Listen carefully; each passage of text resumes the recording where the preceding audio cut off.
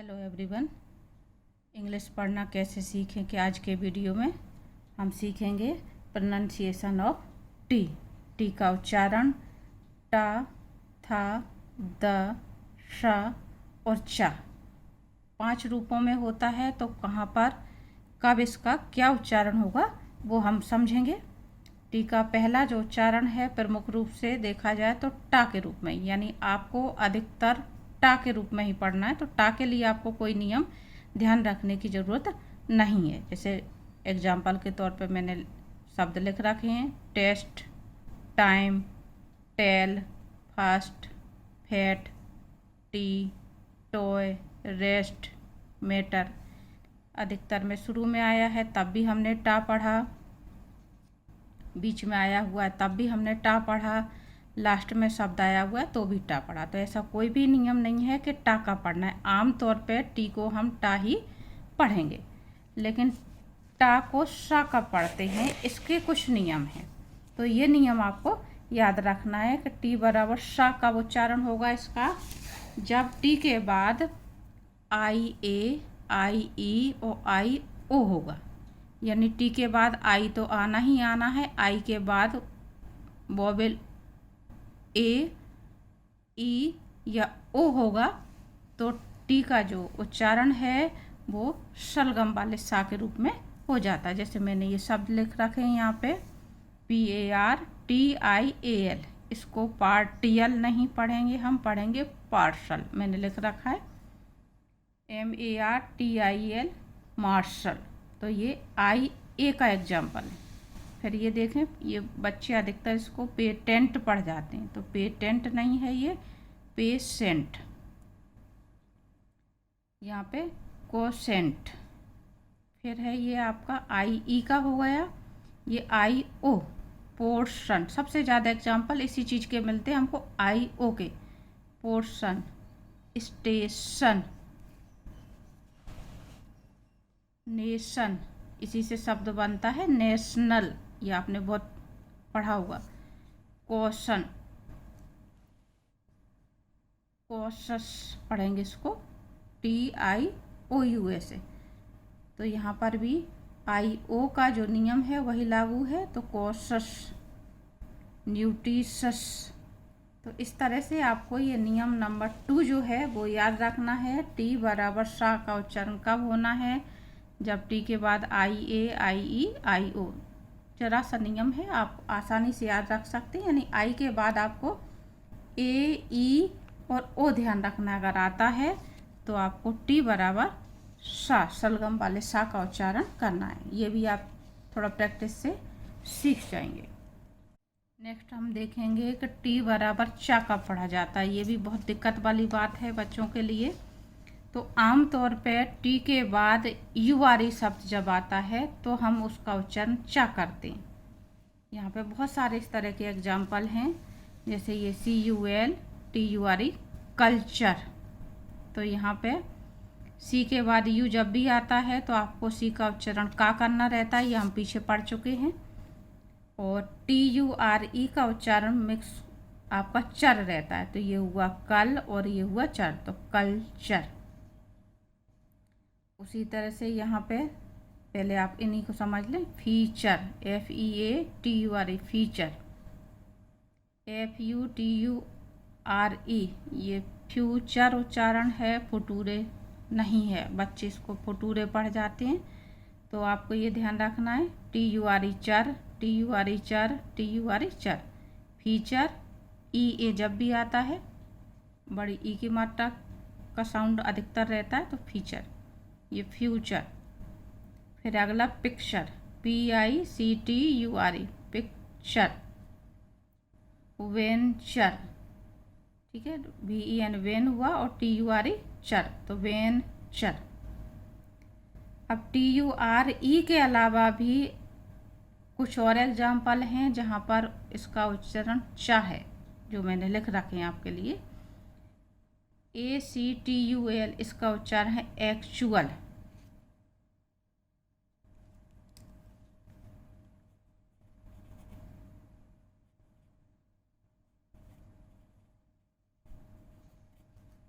ये है आपका म्यूचुअल,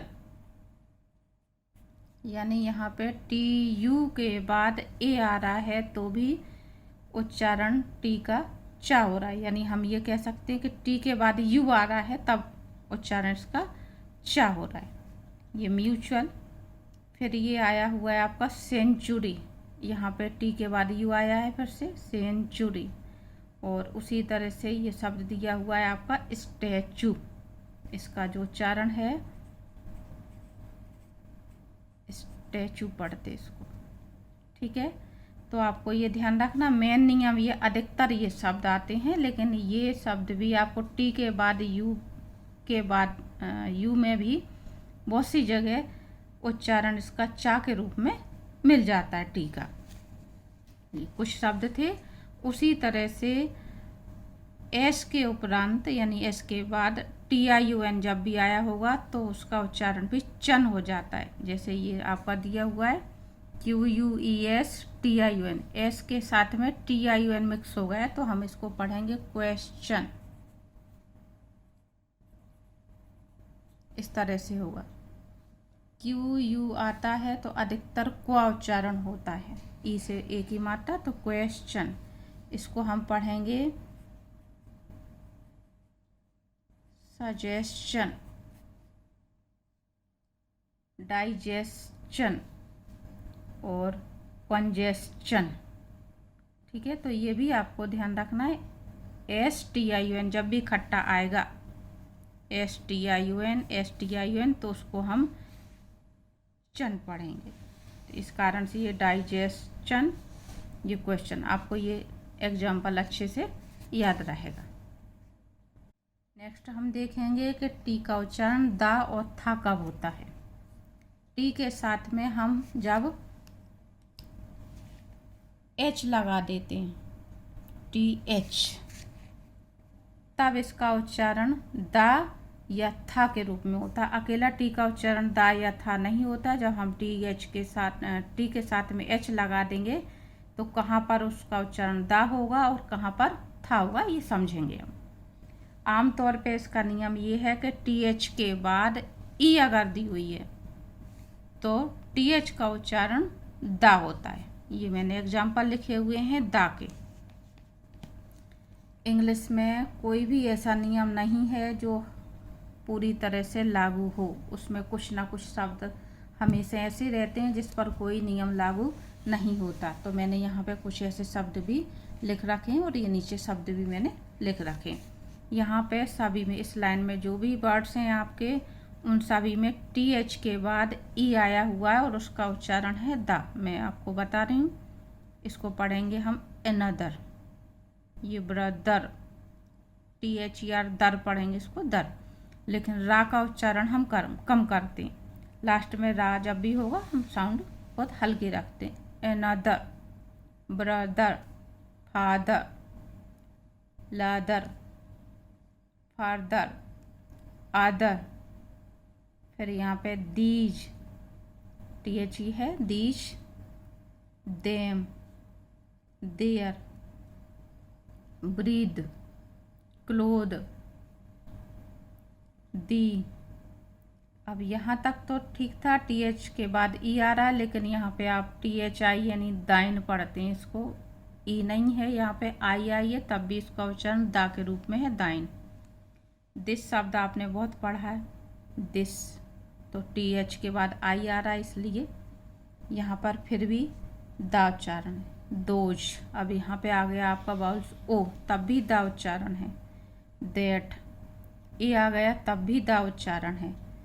देयर और देन, इसमें तो आपका ये नियम लागू हो रहा है तो कोई दिक्कत नहीं है, लेकिन ये चार शब्द ऐसे हैं जिन पर ये नियम लागू नहीं होता है। फिर भी इन सब को आपको ध्यान रखना है क्योंकि ये शब्द आपके बहुत कॉमन हैं, जो बहुत ज़्यादा आपके इंग्लिश में काम में आते हैं, तो आपको ध्यान रखना है इनमें टी एच का उच्चारण दा है।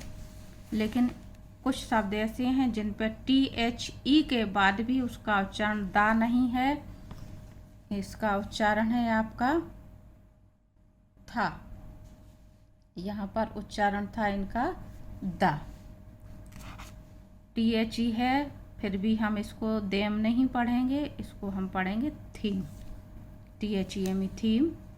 ये है आपका थिएटर, थ्योरी, थर्मस, थर्मो, थ्यूज, और ये है आपका थ्योरम। सभी में ई आ रही है, लेकिन फिर भी उसका उच्चारण हो रहा है था।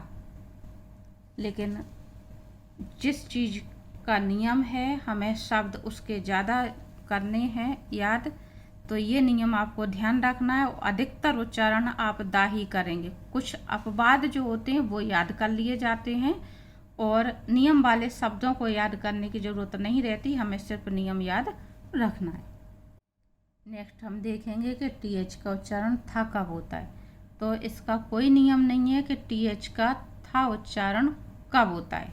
नियम आपका जो मैंने अभी बता दिया आपको कि TH के बाद ई आती है तो आमतौर पर उसका उच्चारण दा होता है।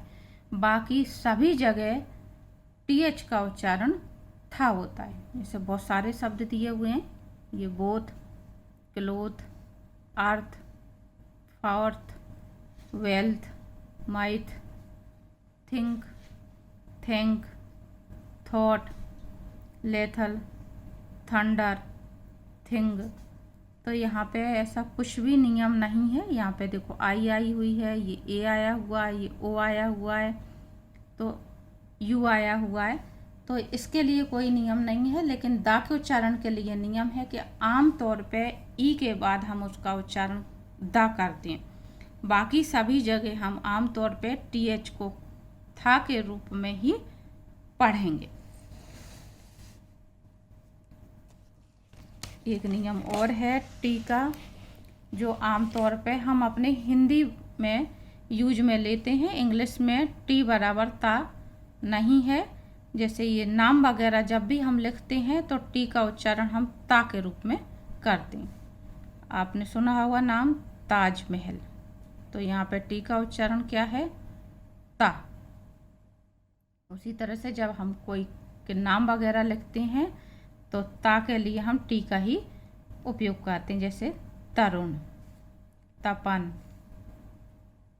तनु, तन्वी, तपस्या। तो इस तरह से हम नाम लिखने के लिए टी बराबर ता का यूज कर सकते हैं। तो ये आपके टी के उच्चारण के नियम थे। उम्मीद करती हूँ आपको समझ में आ गए होंगे। वीडियो अगर आपको पसंद आए तो वीडियो को लाइक कर दें, और चैनल पर पहली बार जुड़ रहे हों तो चैनल को सब्सक्राइब कर दें, जिससे आगे के वीडियो आपको आसानी से मिल सकें। Thank you.